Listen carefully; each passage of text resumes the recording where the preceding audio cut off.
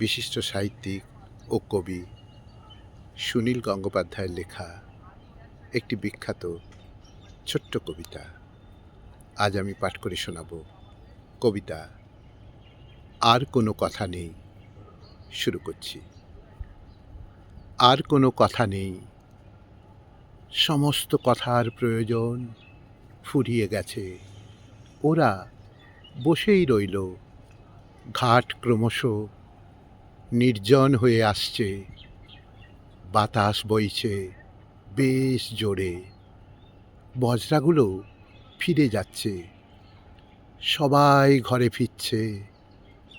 এই দুজনের যেন কোনো ঘরবাড়ি নেই, কোথাও ফিরতে হবে না। এরকম একটি অনন্তকালের দৃশ্য হয়ে ওরা বসেই থাকবে। এরকম একটি অনন্তকালের দৃশ্য হয়ে ওরা বসেই থাকবে। ওরা বসেই থাকবে।